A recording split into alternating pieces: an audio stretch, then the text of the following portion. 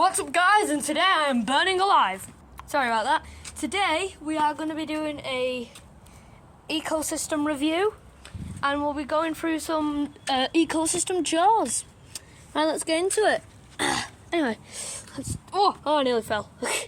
About that. Anyway, we put some potatoes out for the beetles because that's what they eat. And you must be wondering, why is there just a bunch of trash here? This isn't trash, this is like shelter for the creatures. We lift this up, as you can see there's nothing there yet. If we just rummage through the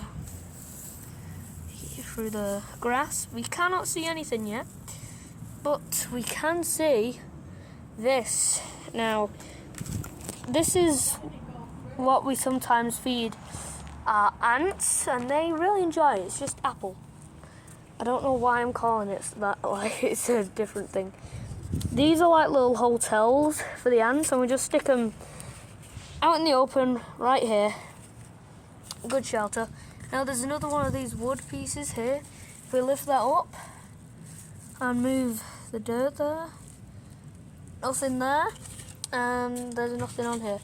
So let's move on. This is a plant.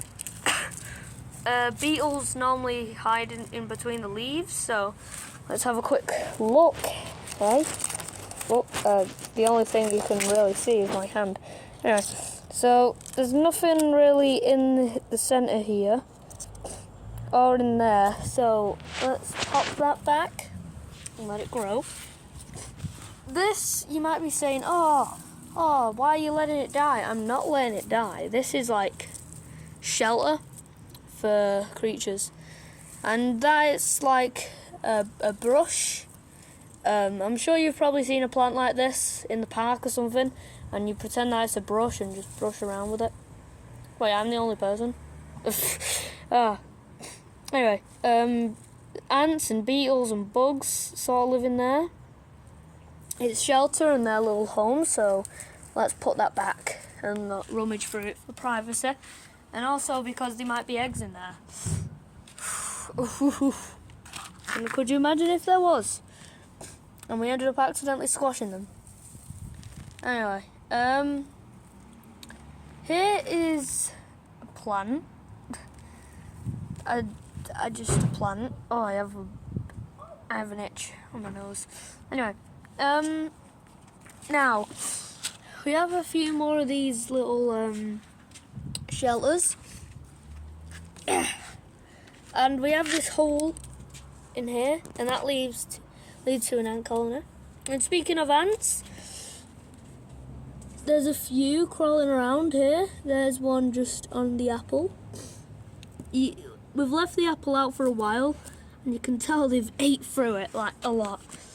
And there's another hole down here. And would you look at that? I'm not sure you can see it, but it's a flightless fly. So I just blended in with the wood there.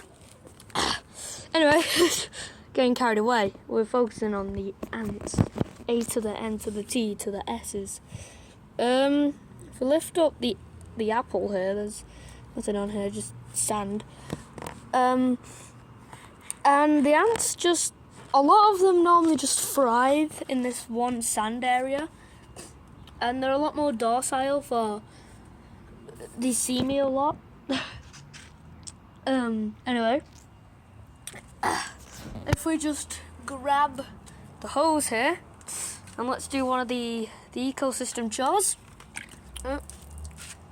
One sec.